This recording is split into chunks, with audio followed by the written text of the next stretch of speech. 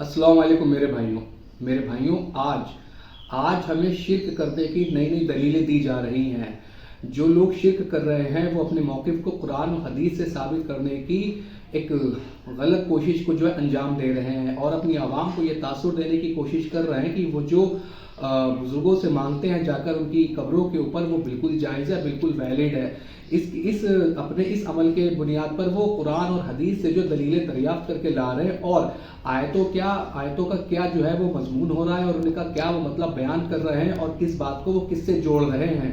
सबसे पहले आप इस वीडियो को देखें। इब्न उमर रज़ियल्लाहु अन्हुमा ने बहुत खूब फरमाया, वो भी करीब 1400 साल पहले, कि खारिजी ये बदतरीन मखलूक हैं।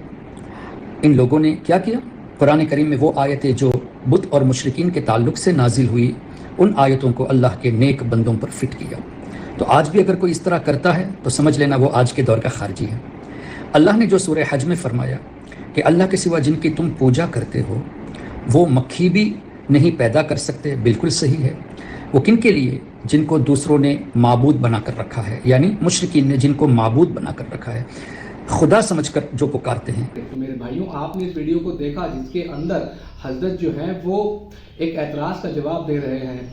तो उसमें सबसे पहले वो कोड करते हैं कि अब्दुल्ला इब्न उमर रज़ियल्लाहु ताला अन्हु ने बिल्कुल सही बात कही थी कि जो शिर्क और कुफ्र के फतवे लगाएगा उन आयतों के ऊपर जो मुशरिकीन के लिए नाजिल हुई थी आयतें, और वो मुसलमानों पर चस्पा करे तो समझ जाना कि वो खवारिज है, वो खारजियों की जमात है। तो मेरे भाइयों, बिल्कुल सही कहा था अब्दुल्ला इब्न उमर रज़ियल्लाहु ताला अन्हु ने कि वो खवारिज की जमात होगी।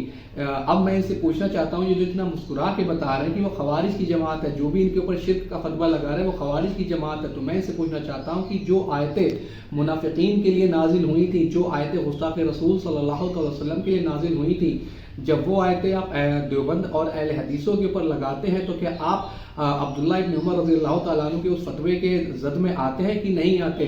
और अगर आते हैं तो आप अपने आप को भी खवारिज जो है वो कहना शुरू कर दे। फिर ये आगे कहते हैं कि वो जो आयत पढ़ी हजरत ने कि जिन्हें तुम अल्लाह के सिवा पुकारते हो वो तो जो है वो कुछ भी नहीं कर सकते, वो एक मक्खी भी पैदा नहीं कर सकते। कहते हैं कि ये आयत बिल्कुल सही है, और लेकिन ये आयत जो है ये मुशरिकीन के हवाले से थी और इन्होंने मुसलमानों के मुसलमानों के ऊपर ये चस्पा कर दी। वो जो खुदा समझकर उन्हें बुलाया करते थे, ये आयत उन लोगों के लिए थी, लेकिन ये मुसलमानों के ऊपर लगा देते हैं। तो मैं ये कहता हूँ कि हजरत थोड़ा रुके, सब्र करें। अल्लाह रब्बुल आलमीन ने सूरह नमल आयत नंबर 62 के अंदर बिल्कुल वाज़ेह कर दिया कि तुम अल्लाह के सिवा जिसे पुकार रहे हो अपनी मुश्किलें हल करने के लिए, अपनी हाजतों को पूरा करने के लिए, इनडायरेक्टली तुम उसे माबूद मान रहे हो। क्योंकि सूरह नमल आयत नंबर 62 के अंदर अल्लाह बिल्कुल वाज़ेह तौर पे फरमाता है कि भला वो कौन है जो तुम्हारी मुसीबतों को दूर करता है, तुम्हारी मुश्किलों को आसान करता है, तुम्हें ज़मीन के ऊपर अगलों का खलीफा बनाता है। क्या तुम्हारे बीच कोई और इलाह भी है? मगर तुम नसीहत नहीं पकड़ते। ये आयत किसी के लिए भी जो है उस तरीके से नाजिल नहीं हुई जिस तरीके से आप बता रहे हो। ठीक है, यहाँ पर अल्लाह ने वाज़ेह फरमाया कि तुम जिसे भी गायब में मदद के लिए पुकार रहे हो, इनडायरेक्टली तुम उसे खुदा ही मान रहे हो। और ये बात रही कि जो बुतों के लिए आयतें नाजिल हुई वो मुसलमानों पे चस्पा कर रहे हैं, तो ये मैं कहना चाहता हूँ कि अगर आज के दौर में किसी के अंदर कौम लूत वाला अमल पाया जाता है तो आप जो उस कौम के ऊपर आयतें नाजिल हुई थी वो आप उस शख्स के ऊपर लगाएंगे कि नहीं लगाएंगे? और फिर नबी पाक सल्लल्लाहु अलैहि वसल्लम ने जो आतिश परस्त एक औरत थी उसके लिए इरशाद फरमाया था कि वो कौम कभी भी फलाह नहीं पा सकती जो एक औरत को अपना जो है वो लीडर जो है वो मान ले। एक आतिश परस्त के लिए आप सल्लल्लाहु अलैहि वसल्लम ने हदीस इरशाद फरमाई थी, जब जंग जमल के लिए अम्मा आयशा रज़ियल्लाहु ताला अन्हा मौला अली के खिलाफ निकली हैं तो अम्मा आयशा की तरफ से जो शख्स आ रहे थे उन्होंने ये हदीस अम्मा आयशा की तरफ मंसूब करी और कहा कि मैं इस जंग से जो है वो बाहर जाता हूँ, मैं अम्मा आयशा की तरफ से जंग में शिरकत नहीं करूंगा। तो अब आप क्या कहेंगे कि जो हदीस नबी पाक सल्लल्लाहु अलैहि वसल्लम ने आतिश परस्तों के लिए इरशाद फरमाई थी, उस औरत के लिए इरशाद फरमाई थी, वो हदीस साहबिया रसूल ने अम्मा आयशा की तरफ जो है उस बात को फिट किया। तो कहने का मतलब यह है कि जब जो अमल जिसके अंदर पाया जा रहा होगा वो आयत वो हदीस उसके ऊपर लगाई जाएगी। अब आप जरा हजरत की इस दूसरी वीडियो को सुने। मुशरिकीन ने उन माबूदों से मांगा, उसको लेकर ये कहना कि औलिया किराम से, अंबिया किराम से औलाद तलब करना या कोई और हाजत तलब करना, ये भी शिर्क है। ये कहता है अगर कोई, तो ऐसा शख्स अल्लाह ताला की कुदरत का ही इनकार कर बैठा है। اس پر قرآن کریم اور احادیث طیبہ سے کئی مثالیں موجود ہیں. جیسے ہمارا عقیدہ تو یہی ہے کہ دیتا اللہ ہی ہے، لیکن اللہ نے ذریعہ بنایا ہے. جیسے حضرت جبریل امین علیہ الصلوۃ والسلام نے سیدہ مریم سے کیا فرمایا؟ لِأَهَبَ لَكِ غُلَامًا زَكِيًّا، میں ستھرا بیٹا تمہیں دینے کے لیے آیا ہوں. اللہ ہی دیتا ہے، موت تو دینے والا اللہ ہے. اللہ یتوفی الانفس، لیکن اللہ ہی نے فرمایا قل یتوفاکم ملک الموت، ملک الموت تمہیں موت دیتا ہے. اللہ تعالیٰ کے جو بنائے ہوئے. حضرت کی دوسری ویڈیو کے اندر حضرت کہہ رہے ہیں کہ یہ کہنا کہ اولیاء سے مدد مانگنا، ولیوں سے مدد مانگنا، ان سے اولادیں مانگنا یہ شرک ہے. تو کہتے ہیں کہ میں حوالے دیے کہ کہتے ہیں کہ جبریل امین نے بی بی مریم سے ارشاد فرمایا کہ اور میں تمہیں ستھرا بیٹا دیتا ہوں. اور پھر دوسرا حوالہ دیا کہ اللہ رب العالمین فرماتا ہے کہ ملک الموت جو ہے وہ تمہیں موت دیتی ہے. ٹھیک ہے، تو پھر اب کیا کہو گے کہ یا تو جبریل امین بیٹا دے رہے ہیں اور یا تو ملک الموت جو ہے وہ موت دے رہی ہے آ کے. تو حضرت پھر میں آپ سے کہتا ہوں کہ ذرا اپنے عقل کے دروازوں کو کھولے، اپنی آنکھوں کو کھولے، اپنی آنکھوں سے فرقوں کا چشمہ اتاریں اور قرآن اور حدیث کو صحیح سے پڑھیں اور اپنی عوام کو صحیح مسئلے بتائیں. جبریل امین نے یہ فرمایا بی بی مریم سے کہ یہ ستھرا بیٹا میں تمہیں دینے آیا ہوں، میں تمہیں دیتا ہوں. ٹھیک ہے، میرا مطلب یہ ہے ہی نہیں کہ آپ کو دے کون رہا ہے. میرا مطلب صرف اتنا سا ہے، میرا مطالبہ صرف اتنا سا ہے کہ ہم پکارے کسے، ہم مدد کے لیے کسے پکارے. کیا کبھی بی بی مریم نے اللہ رب العالمین کے سوا کسی اور کو مدد کے لیے پکارا تھا؟